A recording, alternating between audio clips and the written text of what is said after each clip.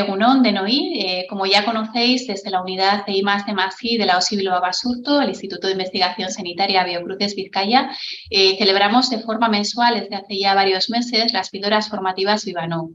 Este mes, el mes de julio, de junio está siendo especial, ya que en lugar de dirigir los webinars a la formación en materia I+D+I, hemos querido dedicarlos a compartir proyectos en los que estamos trabajando desde la OSI Bilbao Basurto.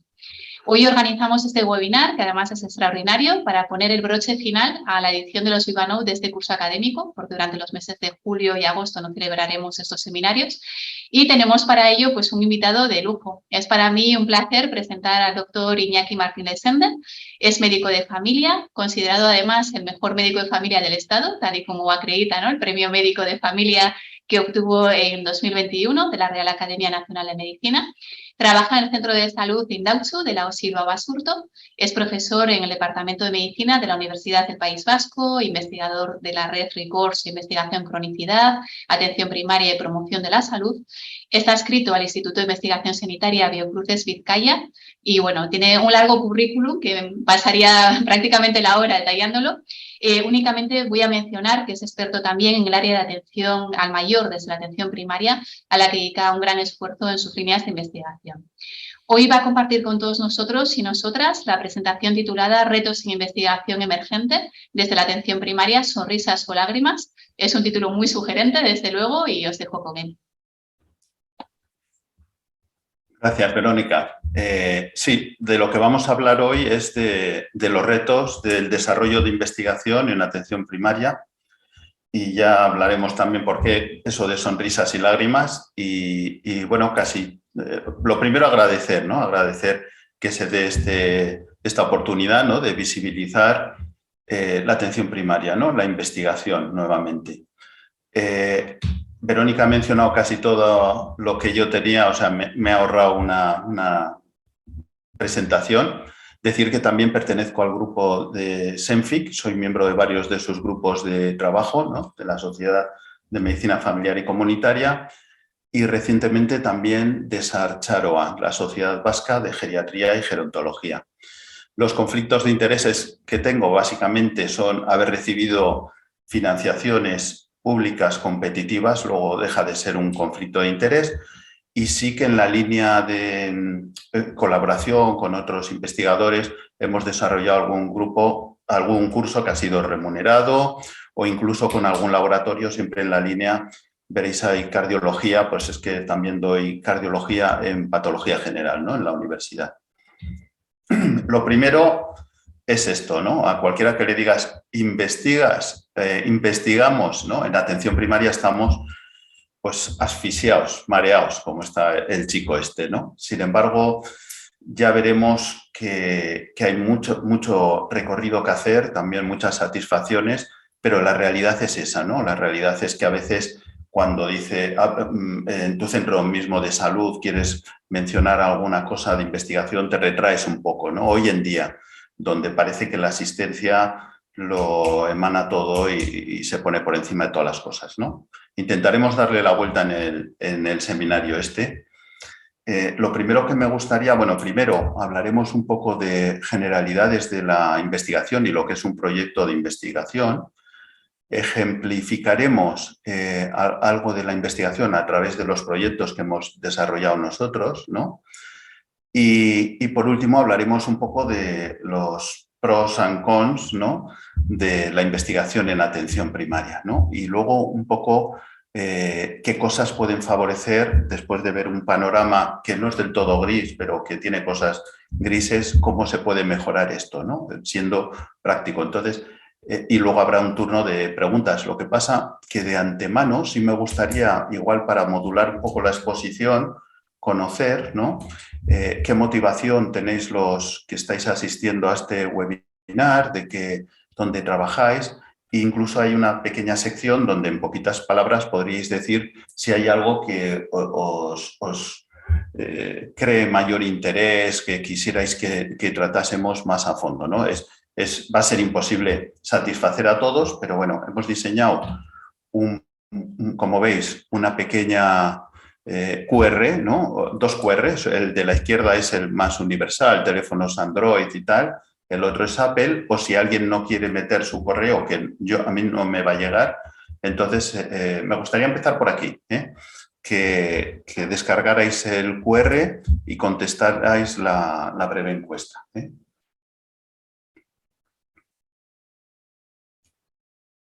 Si alguien tiene alguna dificultad, que me lo diga, porque estas cosas de la tecnología ya sabéis cómo es. Generalmente funcionan bien, pero puede haber algún traspié, ¿no? Entonces, como veis, primero habla el cuestionario de qué motivación o qué inquietudes podéis tener para asistir al webinar. Después nos situamos un poco si sois asistenciales, si sois del ámbito privado, público, del ámbito de gestión. Y al final, pues yo no sé si alguien ya habrá contestado, porque no recibo.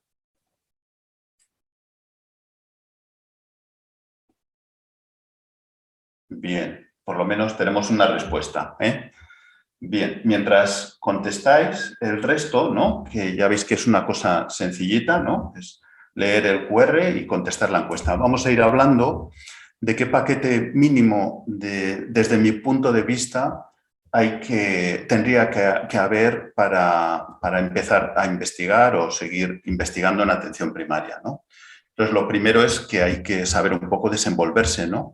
Hay que tener conocimientos o por lo menos una ayuda, por lo menos metodológica, ¿eh? En esto de la investigación, digamos que hay gente que aunque tú desarrolles mucho conocimiento, muchas habilidades, siempre hay gente, por ejemplo, los análisis estadísticos que son específicos de ello y van a hacer las cosas mejor que tú, ¿no? Lo de los ejemplos lo subrayo también porque creo que es importante ver que se investiga, o sea, visibilizar y desde la asistencia, ¿eh? Lo de las ideas también incidiremos un poco, es la base de la investigación, o sea, las ideas tienen que ser coherentes con el medio asistencial, con nuestra capacidad y con la factibilidad y con la aplicabilidad. Un equipo con ganas de trabajar y de trabajar, porque gran parte del trabajo en investigación hoy por hoy, por lo menos de la gente que hace asistencia, se va a hacer fuera del horario laboral. No infravalorarnos, esto también es importante, ¿eh? A veces empezamos un trabajo de investigación y dices, con la discreción, siendo residentes, por ejemplo, en medicina de familia, no hay que ser demasiado pretencioso, ¿no? Pues veremos cómo esto se le puede dar la vuelta, ¿eh? Algo de inglés es oportuno, pero si no, asesorarnos ahora, aunque hay buenos traductores. Y un padrino es fundamental, ¿no? Cuando emerge la investigación, si tienes a alguien que apuesta por ti, que confía por ti y pone medios para que se vaya desarrollando, esto es básico también.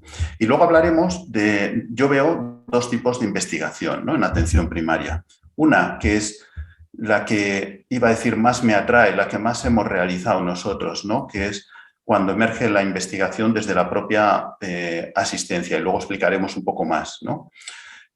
O resurge, es decir, ahora estamos en un parón desde hace unos años en investigación, desde mi punto de vista, de este tipo que puede resurgir, ¿no? Luego veremos cómo, dónde, y luego también se puede investigar en atención primaria acompañando, pongo subordinarse, pero igual no es el mejor adjetivo, ¿no? Calificativo para a las megaestructuras de investigación, ¿no? De hecho, pues como ha comentado Verónica y como habéis visto, ¿no? En mi currículum yo pertenezco a una red de investigación, pertenezco a un instituto de investigación, estoy relacionado con el grupo de trabajo de atención primaria de ese instituto, es decir, es una obviedad que si tú investigas y la investigación es relevante, vas a tener que estar ahí, ¿no? Pero digamos que puedes estar en una estructura de investigación, pero partiendo la investigación desde la propia asistencia, ¿no? Lo que llamamos de abajo arriba, ¿eh?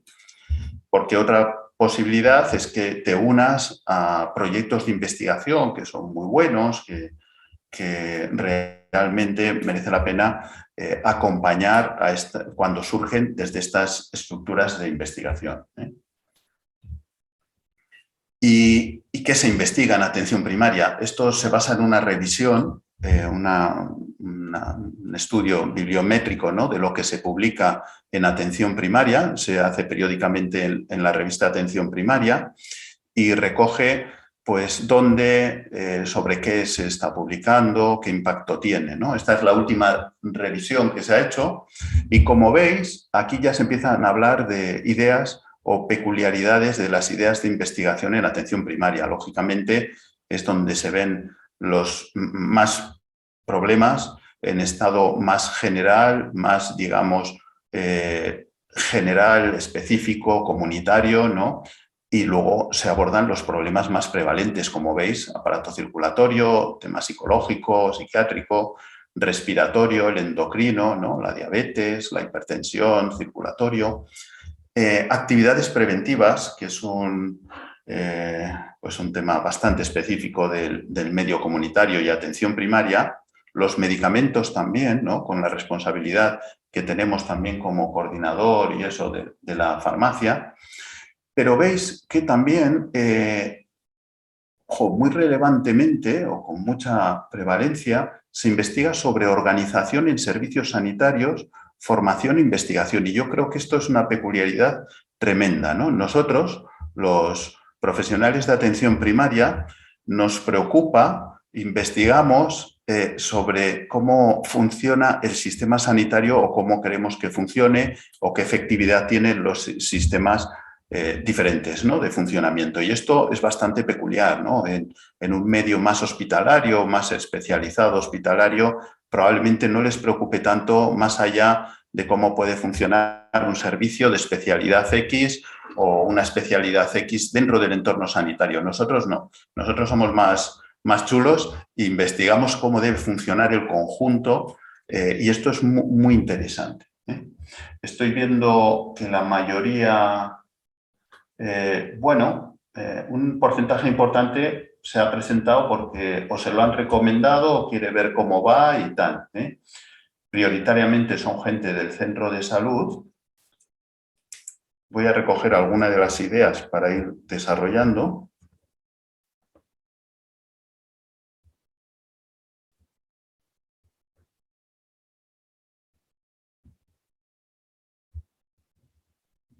Bien.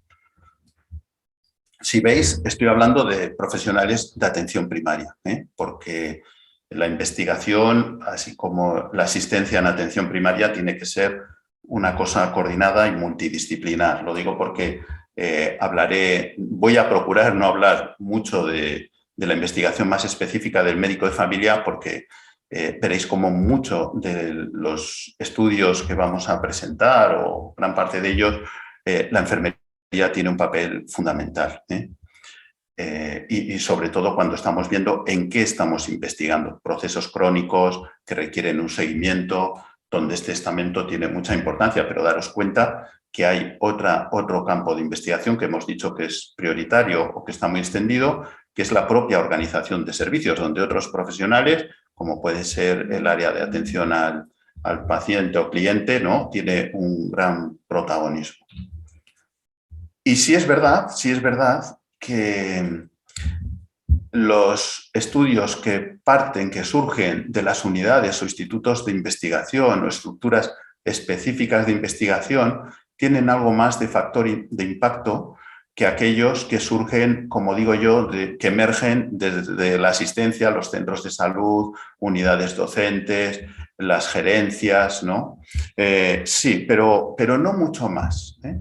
Porque además si veis en la izquierda las revistas donde se publica, pues sí, fundamentalmente mucha publicación se hace en las revistas más representativas de la atención primaria. Atención primaria es la principal revista, modo de publicación de la Sociedad de Medicina Familiar y Comunitaria, SEMFIC, Semergen tiene la suya, pero daros cuenta cómo hay mucha investigación ya con un factor de impacto muy importante y eso, que es tremendamente, se está avanzando en este sentido también. Y veis en la derecha, en las comunidades, por 100.000 habitantes, qué nivel de producción científica hay, ¿no? Y vemos cómo hay una diferencia. Nosotros en el País Vasco ya veis que no estamos mal, pero por ejemplo Cataluña, Aragón, Baleares, ¿no?, publican más, ¿no?, y con más impacto. Esto es muy importante porque luego cuando hablaremos que el tiempo es un hándicap importante para hacer investigación, veremos que hay otros factores que influyen o que pueden influir más, porque en la situación de agobio, de sobrecarga asistencial, igual estamos todos o de menos facilidades para la investigación. Sin embargo, hay unas comunidades o unos grupos que fomentan o producen más investigación que otros. Y esto es importantísimo, y he leído ya bastantes artículos de revisión sobre investigación en atención primaria que inciden mucho en que realmente tenemos que descubrir qué cosas hacen otros que no hacemos nosotros que da mejores resultados. Esto, bueno, es el campo mío. La investigación en el anciano está avanzando mucho. En España también está creciendo mucho la investigación. Y dentro de ello, pues bueno, ya vemos como los grandes problemas, el Alzheimer, y eso ocupa un lugar predominante. Y a nivel de Estado español, pues estamos también avanzando más exponencialmente que otros países o comunidades. Cuando hacemos un proyecto, mirando un poquito el perfil, podríamos extendernos un poquito más porque estimo que hay también residentes de la unidad docente de Medicina de Familia, como elaborar un proyecto, una memoria de investigación, ¿no? Que es el reflejo de la estructura de nuestra investigación, que es básico, ¿no? En investigación todo hay que hacerlo muy estructuradamente y la mejor manera de reflejar lo que hacemos es una memoria de investigación, ¿no? Que surge con esa idea que decíamos que era tremendamente importante, ¿no? Seleccionarla bien, que seguirá con lo que es el estado del arte, ¿no? El conocimiento que hay, la modelación, la bibliografía, que luego lo vamos a reflejar en una introducción que nos va a llevar a que esa idea inicial que teníamos igual la tenemos que modificar en cuanto a pertinencia o nueva línea o así, ¿no?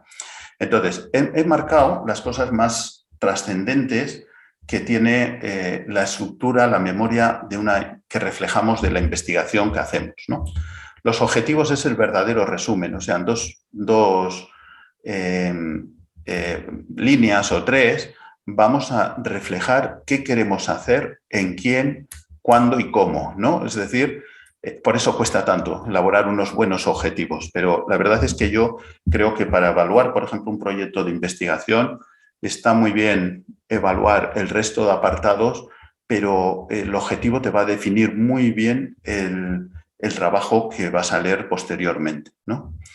Por supuesto, un trabajo que carezca de una buena metodología, pues va a tener menos viabilidad o credibilidad, ¿no? Y esto es algo bastante matemático que podemos ser muy asesorados, pero que hay que hacerlo también muy, muy puntiagudamente, ¿eh? Entonces, tendremos que describir qué tipo de estudio queremos, dónde lo vamos a desarrollar, en qué ámbito de estudio, cuál va a ser nuestras personas o objetos de estudio a los que queremos extender los resultados que vamos a encontrar, ¿no? Nuestra población de referencia.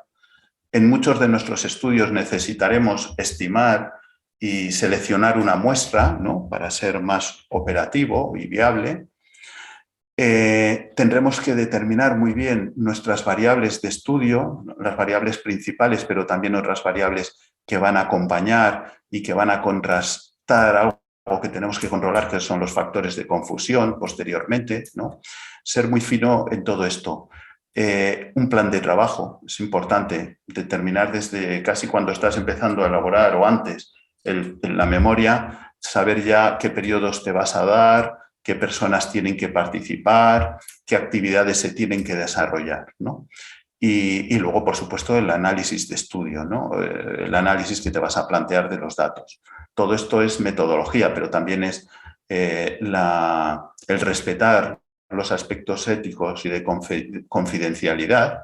Si lo vas a presentar a un comité de ética o estudios clínicos, que por supuesto que te van a pedir también cómo vas a gestionar tus datos, qué bases de datos vas a manejar, cómo vas a manejar la confidencialidad, quién se va a encargar de la custodia, de recoger los datos. El equipo investigador es importante también, muy relevante, ¿no? Hoy en día se está apostando mucho por los equipos noveles porque tienen más proyección, ¿no? A mí cuando me dicen ahora, oye, ¿quieres meterte en esta investigación o en esta actividad? A veces miro un poquito que cuando empiezas en investigación tienes un camino bastante largo, ¿eh? No solo de la investigación que te estás planteando, sino de la línea en la que te vas a meter, ¿eh? Y lo que va a venir después de tus primeros pinitos como investigador. Entonces hay que tener un poco de proyección, pero no hay que achicarse, como decía al principio, por ser un equipo Nobel, ¿no? Un equipo Nobel que siempre va a tener alguien con más experiencia o alguien que asesore al equipo. Los recursos también es importante. Muchos de los estudios que hacemos nosotros ya veremos que el recurso más importante es el tiempo, porque el resto de recursos a veces los tenemos en nuestra propia organización. Y también subrayado y con mayúsculas qué aporta. O sea, vale, tú tienes un estudio de investigación, te planteas hacer algo interesante, con un buen objetivo, una metodología, pero ¿qué nos va a aportar a la comunidad científica, a la organización? Y esto también hay que empezar a pensarlo antes incluso de tener tu metodología. Y la difusión es importante. La difusión es tremendamente importante. Pensar desde el principio que esto tienes que difundirlo, porque te va a obligar a tener una rigurosidad de planteamiento y de elaboración. Y también creo que es importante que investiguemos en la asistencia por esto, ¿no? Nosotros tenemos experiencias, luego igual esbozamos alguna de ellas, ¿no? Donde cuando tú te planteas hacer un estudio, un protocolo asistencial, una estrategia asistencial, ¿no? Lo mejor que puedes hacer es acompañarla de una evaluación estructurada tipo estudio-investigación, porque te va a llevar por supuesto, a evaluar, pero a cumplir también despliegue, a cumplir la dinámica de aplicación, remodelar tu propio programa asistencial y veréis cómo cualquiera de los actividades, estrategias asistenciales puede ser perfectamente englobada en un estudio de investigación, más o menos pues pretencioso, ¿no? Entonces, estas son investigaciones en las que me he implicado, ¿no? Y en algunas de ellas pues podemos decir cosas de las que hemos comentado hasta ahora, ¿no? Por ejemplo, ahora estamos metidos, bueno, lo primero sería, ahora hablaremos, lo representaré en una o dos y esbozaré algo para seguir con la sesión, ¿no? Pero lo principal es que son estudios que han surgido desde la necesidad asistencial y por profesionales de asistencia, del medio asistencial, muchas veces noveles, muchos de ellos, casi todos, bueno, en alguno no, pero casi todos nos hemos acompañado de residentes, hemos incorporado residentes de medicina de familia o enfermeras en los equipos de investigación. Y todos, aunque han surgido desde la asistencia, desde el principio hemos sido pretenciosos y hemos procurado que hayan tenido una financiación, ¿no? Una financiación competitiva, como veis que todos los proyectos han tenido.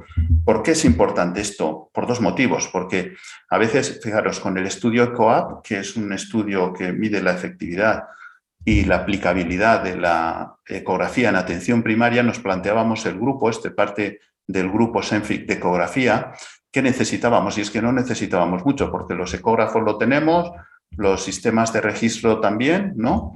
Pero siempre es importante, porque ya en esta ocasión hemos pedido una ayuda al Departamento de Medicina de la Universidad del País Vasco, que nos la ha concedido. ¿Por qué es importante? Porque si tú buscas una financiación competitiva vas a ser evaluado. Por lo tanto, el primer paso para saber que un estudio es viable y tiene calidad es conseguir ese feedback positivo.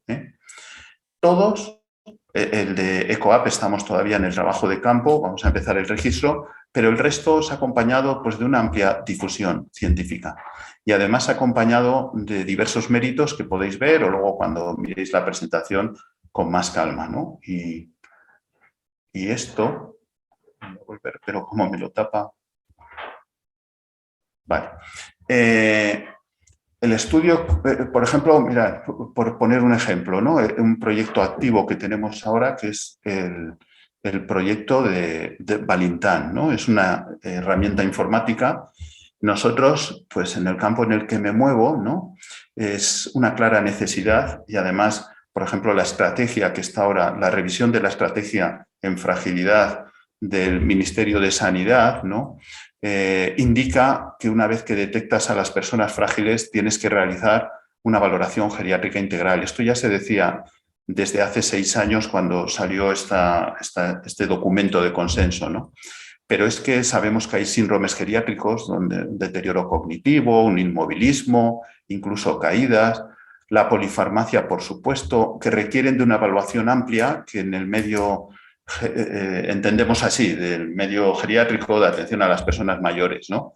Valoración geriátrica integral, también útil en la dependencia y donde además en la mayoría de las comunidades autónomas los sistemas de salud asistenciales tienen lo que es una valoración multidimensional como parecida a lo que es una valoración geriátrica integral, ¿no? Entonces está claro que los profesionales de atención primaria deberíamos tener una formación y deberíamos estar usando esta valoración, ¿no? Sin embargo, cuando a alguien le hablas de valoración geriátrica integral, pues hace lo que es, ¿no? Adiós, muy buena. No quiero más lío. ¿Por qué? ¿Por qué no se está aplicando, ¿no? Pues por el tiempo que requiere, ¿no? Hacer una valoración geriátrica estándar puede requerir prácticamente 1 hora, ¿no? Depende de la destreza que tengas, la formación, pero es que encima requiere que se haya enseñado a realizarla, cosa que en los programas de formación pues todavía no está metido, ¿no? Y luego encima, cuando evaluábamos la efectividad de aquellas valoraciones geriátricas en la comunidad, vemos que no era tan alta como en otros medios asistenciales, ¿no? Y esto es porque probablemente no las estamos acompañando de algo que es indispensable en una valoración geriátrica, que es la intervención, el hacer algo de acuerdo a los problemas que has encontrado, o estamos trabajando con muestras equivocadas, ¿no? Es decir, o están muy sanos, como en muchos valoraciones multidimensionales con este carácter preventivo que decía que teníamos en gran parte de las organizaciones, o bien con personas tan deterioradas que nos ponemos a hacer ya los valientes y esperamos cambios de salud de situaciones que son muy complejas de revertir. Entonces, con todo esto, y también lo veremos con el cuestionario vida, la necesidad de un cuestionario de actividades instrumentales, nos embarcamos pues, en una línea de investigación de creación de una herramienta que cumpliera con estos requisitos, facilitara estos requisitos de tiempo, distracción y efectividad, ¿no? Y iniciamos el recorrido en nuestro bagaje que teníamos ya de conocimiento del campo, ¿no? Donde, pues bueno, hay personas que ya éramos expertas en este tipo de valoración, seleccionando una serie de ítems, pero también los hemos seleccionado por consenso a través de los criterios multidisciplinares, o sea, enfermeras, geriatras, trabajadores sociales, fisioterapeutas, psicólogos. O sea, queríamos saber qué ítems creían que eran indispensables en una buena valoración geriátrica integral.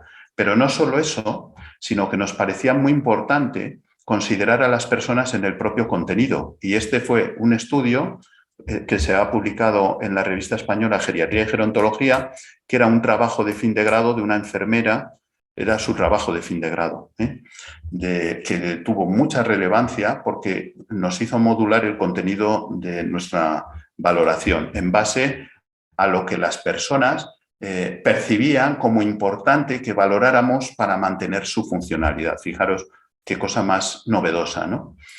Y luego encima, recientemente hicimos, el último paso fue comparar, contrastar esta valoración geriátrica integral con enfermeras y médicos, pero fundamentalmente enfermeras, sin conocer la herramienta Valentán, sin haber recibido formación en valoración geriátrica integral, lo comparamos con las valoraciones geriátricas realizadas por 3 expertos geriatras en valoración geriátrica. La informatización fue clave y al final lo que hemos conseguido es una herramienta atractiva que opera en diferentes modelos, que es muy intuitiva. La herramienta te va a ir dando, indicando y facilitando lo que tienes que ir haciendo, te va a ir resaltando las cosas que están anómalas, ¿no? O que han contestado mal o que valores negativos, ¿no? Y va a contener aspectos que se relacionan con funcionalidad, fragilidad o que tienen diagnósticos, que es la parte de la derecha, geriátricos, que tienen a su vez intervenciones efectivas.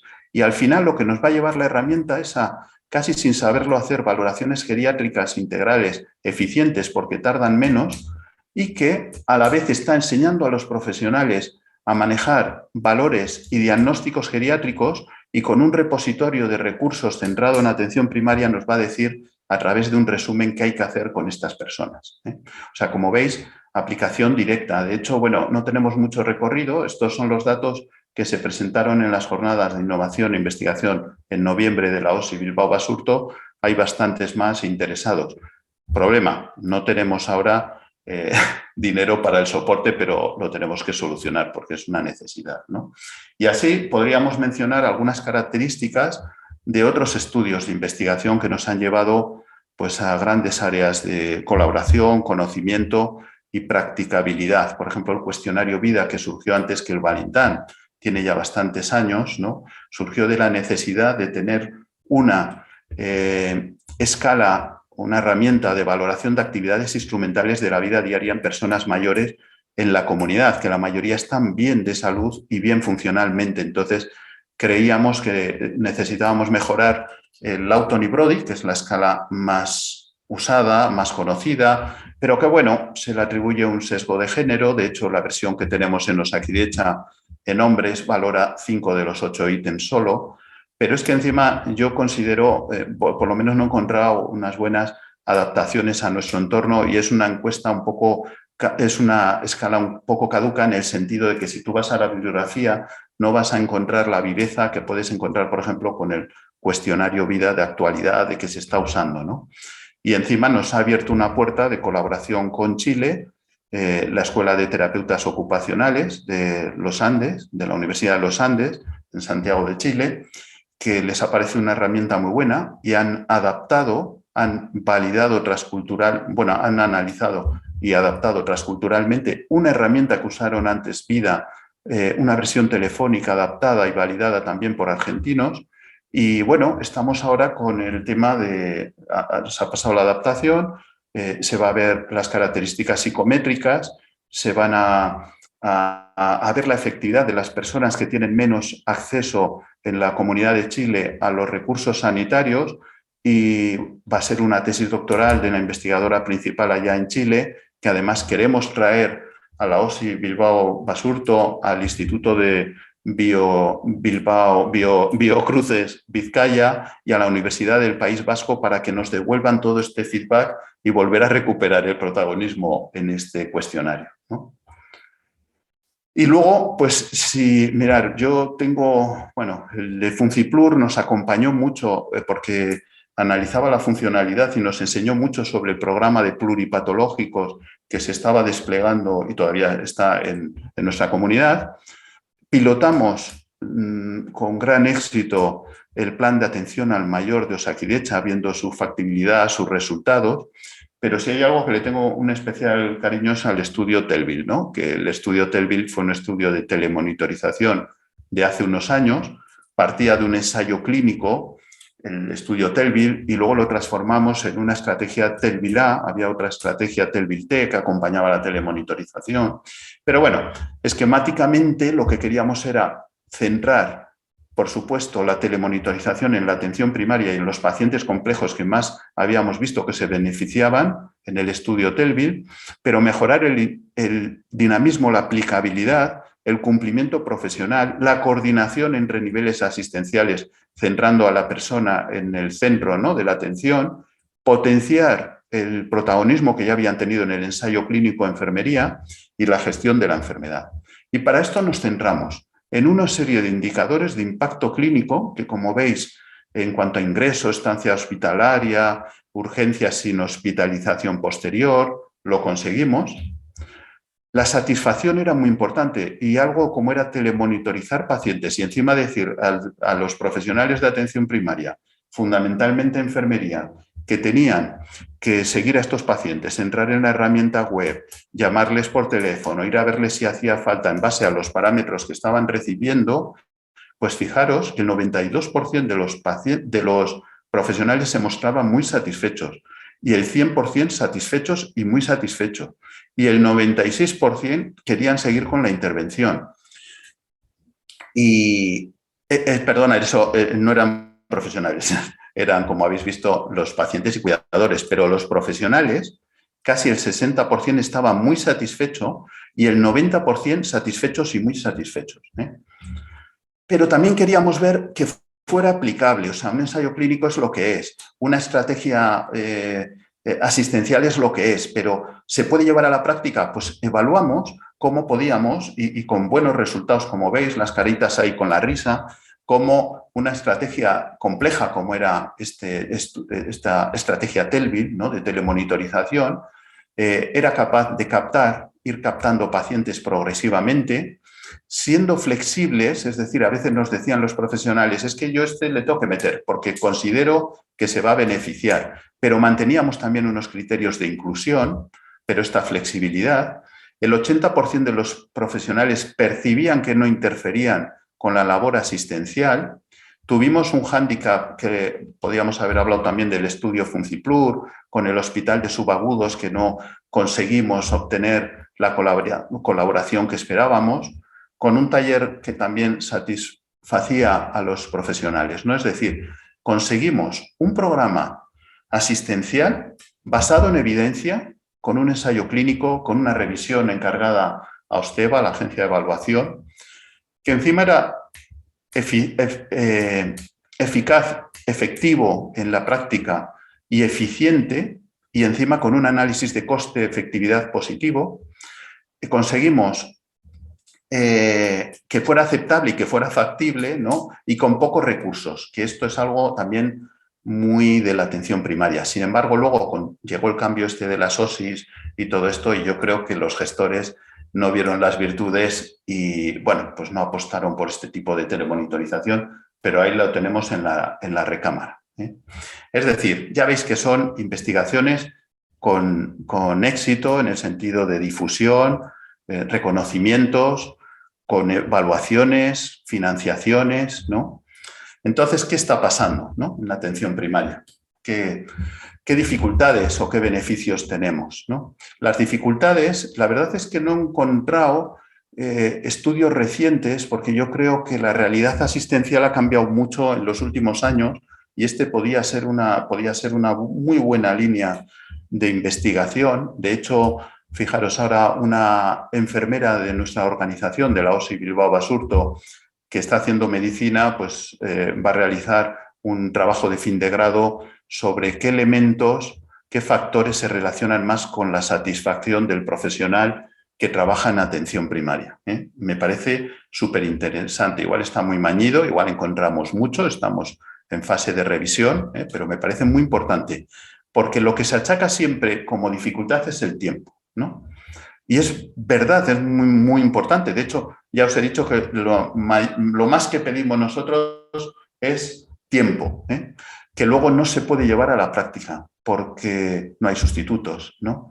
Sin embargo, antes habéis visto cómo todos teniendo el mismo problema de tiempo o dentro de una misma organización, hay investigaciones exitosas, grupos de investigación exitosas y otros menos, ¿no? A nivel más de macrogrupos, de organizaciones, comunidades autónomas, ¿no? Entonces, probablemente haya otros aspectos y la motivación yo creo que es muy importante porque la formación y recursos es algo que hemos visto que nos pueden facilitar, ¿no?, otros expertos, ¿no? La mayoría de los médicos de familia y enfermeras comunitarias y de familia y que trabajan en el primer nivel asistencial han tenido formación en investigación. Luego esto, no lo sé, lo pondría entrecomillado. Sin embargo, a mí me parece que la clave es la motivación. O sea, ¿qué aspectos hacen que alguien esté motivado o que alguien desarrolle investigación más exitosa, ¿no? ¿Y qué aspectos tenemos positivos? ¿Cómo nos podemos motivar, ¿no? Pues mira, yo de entrada he puesto abajo los dos que me parecen más trascendentales. Uno es la satisfacción en la asistencia, es decir, esto está estudiado y también del boca a boca y de cómo estamos manejándonos en la penosidad que hay en atención primaria hoy día asistencialmente, ¿no? Y parece que la gente que se dedica a estas cosas, investigar, docencia, formación, tiene un nivel de satisfacción mayor en la asistencia, ¿eh? Entonces, para mí eso es tremendamente importante, ¿no? Y luego el otro es la eficiencia de la investigación en atención primaria. O sea, lo mismo que atención primaria es el medio asistencial prioritario de contacto con la comunidad y a raíz del cual se organiza el resto de estructura sanitaria, donde se resuelven la mayoría de los problemas, más de un 90% de los problemas que nos entran en atención primaria no escalan a otros niveles asistenciales, es decir, los resolvemos o los contenemos en atención primaria y de un modo tremendamente eficiente, ¿no? No hay más que ver los presupuestos para la atención primaria y otra atención especializada, ¿no? Entonces, la investigación es igual, o sea, tenemos un campo de investigación tremendamente grande, ya veis, campo específico, hemos dicho antes la prevención, pero es donde vemos la mayoría de problemas, en su estado más natural, donde atendemos, donde tenemos más acceso con la población, que luego va a ser nuestra población de estudio, ¿no? Y vamos a hacer una investigación con unos recursos tremendamente, iba a decir, baratos. Diría que es una investigación eficiente por la que hay que apostar, ¿eh? ¿Y cómo podemos llevar esto? ¿Cómo podemos favorecer esta investigación que emerge desde la propia asistencia, ¿no? Entonces aquí yo he recogido unos tips, ¿no? Que luego podemos ya discutir, porque es la última, bueno, la penúltima presentación, ¿no? Que es, primero hay que fomentar el resurgimiento de esta investigación desde las propias investigaciones más directamente asistenciales, como son las unidades docentes, centros de salud, las propias unidades de investigación según cómo se estructuren, la universidad, hemos mencionado los trabajos de fin de grado, y las propias sociedades científicas. Hay que consolidar grupos de investigación más experimentados, que se relacionen, que sirvan de ejemplo, que se intercambien conocimiento. Hay que conseguir referentes. Esto en atención primaria es muy importante, ¿eh? Yo si ahora quiero, no sé, pues no sé, en un servicio hospitalario decir, oye, investiga, que ya verás cómo se puede hacer una investigación relevante, buena, con buenos resultados y tal, ¿no? Sin embargo, en atención primaria a veces es más difícil en la asistencia. Tener esos referentes, esos ejemplos. Mira, aquí lo están haciendo y además te pueden ayudar, ¿no?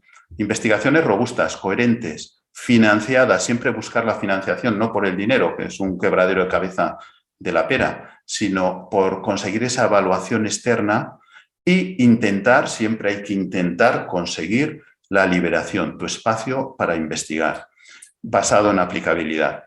Los soportes y unidades de investigación es un tremendo recurso, nos tenemos que integrar en ello, está claro, ¿no? Pero hay que mantener esta entidad de la investigación en atención primaria, tanto física, necesitamos un espacio que se diga, este es el espacio de investigación físico, pero también institucional, o sea, este es el espacio y son las personas, el lugar donde se está haciendo esta investigación más directa desde la asistencia, ¿eh? Lo de la liberación efectiva hay que seguir con ello, si no la investigación se va al traste en atención primaria, por lo menos esta emergente. No puede ser que te concedan unas liberaciones que luego se traducen en que tu trabajo lo hacen el resto de profesionales, eso no puede ser asumible hoy en día, ¿no?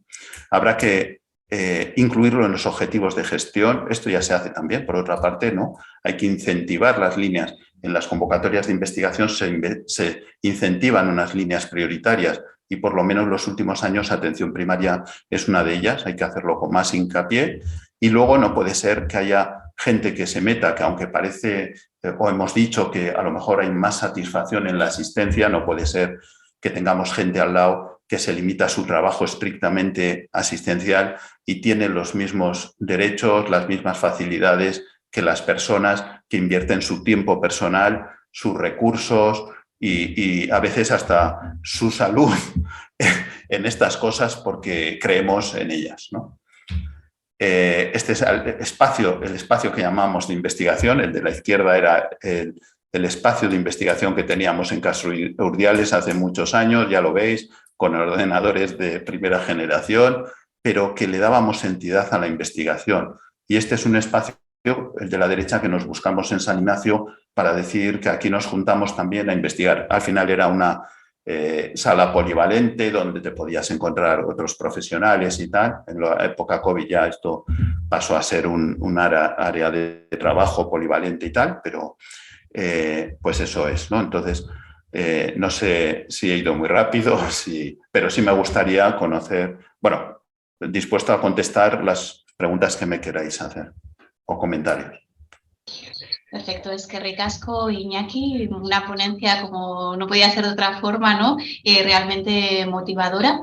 Yo creo que has tratado, aparte de abordar y presentar, ¿no?, proyectos clave, proyectos de éxito que habéis ido desarrollando en atención primaria durante todos estos años, algo muy importante también que has tratado, ¿no?, la importancia de la investigación desde la asistencia, la importancia de involucrar a los profesionales nobles, a los investigadores nobles en todo ello, la importancia del reconocimiento, ¿no? Esta última frase con la que finalizabas la ponencia también es muy importante, ¿no? Y yo creo que lo hemos hablado en muchas ocasiones.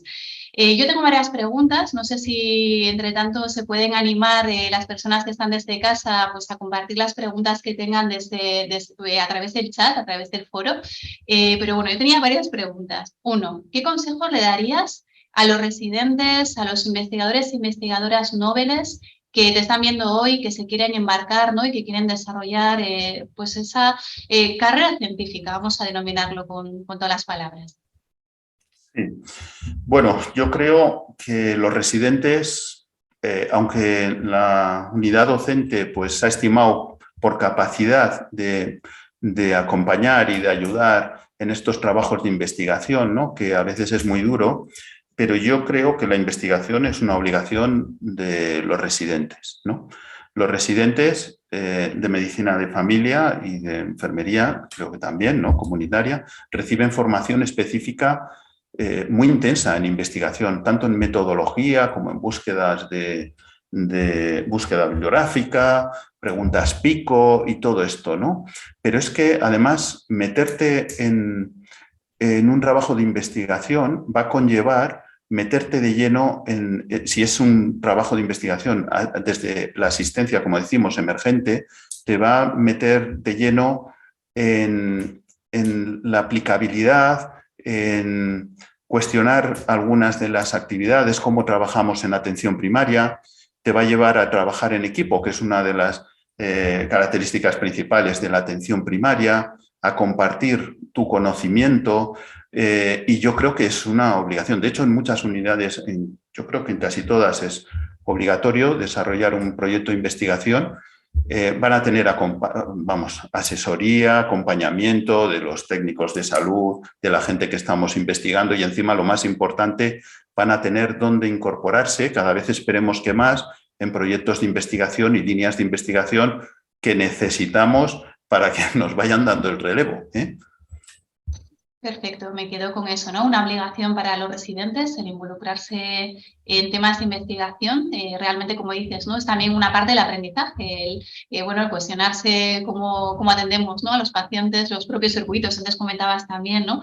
El poder valorar también la propia organización de los servicios sanitarios, ¿no?, como uno de los retos de investigación, atención primaria, que es crucial y es muy importante.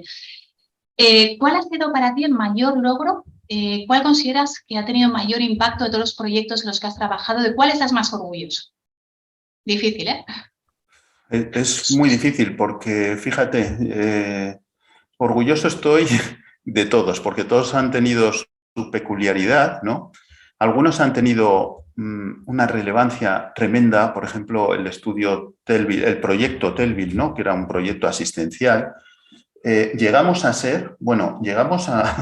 a tener que ir a Bruselas, a la Comisión Europea, a defender nuestro proyecto como uno de los mejores, asistiendo a las personas mayores en domicilio, ¿no? Y estábamos allí, pues fijaros, ni más ni menos que compartiendo el conocimiento con los del Kaiser permanente, con los del exoesqueleto japonés, con una estrategia irlandesa también de atención sociosanitaria. Es decir, a veces nos decíamos, ¿pero qué hacemos aquí? Si nosotros tenemos 50 pacientes en una humilde organización sanitaria, ¿no? Bueno, pues llegamos a ser una de las 5 estrategias recomendadas a nivel mundial por la Unión Europea para asistencia de las personas atendiendo a la funcionalidad en el domicilio. Entonces, ese es tremendamente importante, ¿no? Pero es que todos tienen, por ejemplo, el que estamos ahora de ecografía en atención primaria, nos resulta tremendamente interesante, yo creo que va a aportar mucho. Nos está enseñando varias cosas. Una, la relevancia del estudio, porque no solo estamos viendo qué hacemos en atención primaria, cómo lo hacemos, dónde, qué resultados obtenemos, ¿no? Sino que encima nos va a enseñar cómo influye la ecografía en la propia toma de decisiones y en la incertidumbre que tenemos los médicos de familia en este caso, ¿no? Es decir, confío en las ecografías que hago o las derivo, pido otras pruebas o tal. Y encima hacemos un seguimiento de tal manera que vamos a ver en 5 meses qué exactitud diagnóstica hemos tenido considerando la evolución del paciente, derivaciones, lo que le ha pasado, ¿no? Entonces, es tremendamente importante. Hemos intentado, con este estudio, incluirlo en la propia red asistencial, en la red que tiene la Subdirección de Atención Primaria de promoción de ecografía, a través de la agencia de evaluación. Sí, la verdad, sin mucho éxito. Yo creo que porque cada uno estamos a lo nuestro y igual no hemos expresado bien la importancia de este proyecto, ¿no? Pero, por ejemplo, el Funciplur, que fue un estudio también de seguimiento de pacientes pluripatológicos, nos puso en evidencia un poco de que eran pacientes que conocíamos bastante bien por qué enfermaban, qué características tenían, por qué ingresaban, que ingresaban por pocas patologías y teníamos que atender bien. Y fíjate, hubo un dato que nos puso en alerta este sistema asistencial, que era que nosotros queríamos que se evaluara la funcionalidad de estos pacientes, porque es tremendamente relevante, ¿no? Y lo hacíamos coordinando con hospitales de subagudos, con urgencias, incluso teniendo los pacientes un teléfono para que nos llamaran en caso de que ingresaran o así, para que les evaluaran funcionalmente, estando alguna de las investigadoras de enlace del hospital en el propio equipo investigador, y sin embargo no llegamos al 50% de evaluaciones funcionales después de un ingreso, que era tremendamente importante, ¿no? Es decir, para mí eso, aunque también tuvo sus logros y reconocimientos en la propia OSS y premios y tal, fue lo más importante, que estamos viendo igual alguna carencia o puntos de mejora en nuestra actividad asistencial, ¿no? Y luego, el Valintán me parece una herramienta, necesitamos un poco de apoyo, ya lo he dicho, ¿no? De hecho, no me atrevo a decirle al informático que no tenemos dinero para pagarle, pero es que es tremendamente importante. En el ministerio, la revisión del consenso en fragilidad, se recomienda el uso de herramientas tipo Valintán para hacer valoraciones geriátricas. Eso ya es un logro, ¿no? Así como también aparece el cuestionario vida, ¿no? El cuestionario vida, he estado también muy orgulloso porque hemos conseguido grandes logros, pero el establecer, el que alguien te diga, jo, qué cosa más interesante, quiero seguir mi línea de investigación por ahí, ¿no? Entonces, todos han tenido reconocimientos, feedback. Como veis, no son muchos, ¿no? Pero siempre en una línea de investigación coherente con la atención primaria, coherente con las preguntas de investigación y necesidades de investigación y pensadas para devolver a la atención primaria los aspectos positivos de esta investigación. Tenemos una pregunta en el chat y ya finalizamos con ella. Es de Xavier García Rebollo. ¿Existe algún plan en atención primaria para implementar la estrategia descrita por el Ministerio de Sanidad sobre prevención de la fragilidad en la persona mayor? Estrategia en este punto concreto, sí, ¿no? El Ministerio de Sanidad tiene un grupo de trabajo en fragilidad y caídas que desde hace años y ahora ha revisado la estrategia. Participan sociedades científicas, yo estoy en representación de SENFIC, pero están representadas todas las comunidades autónomas, ¿no? Incluso ha sido aprobado por el Consejo, antes era interterritorial, ahora creo que se llama de otra manera recientemente, ¿no? Es decir, las comunidades autónomas se han comprometido, igual que se comprometieron hace yo creo que 6 años, a desarrollar esta estrategia porque es tremendamente útil, ¿no? Entonces, se acompaña de un curso de formación que impartimos, además, online, 2 profesionales de Osakidetza, una enfermera y yo, Mariluz Peña y yo,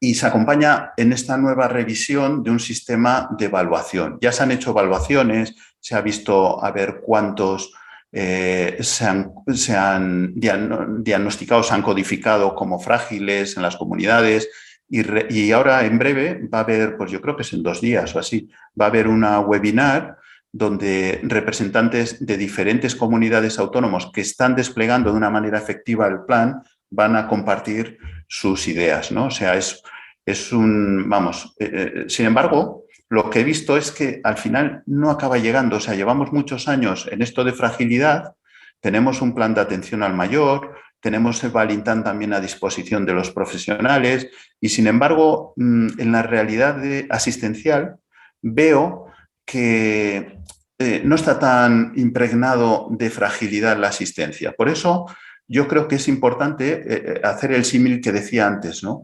Cuando una investigación sale de la propia asistencia, probablemente va a tener más aplicabilidad asistencial que cuando sale pues, más de un modo institucional o de estructuras más específicas de investigación.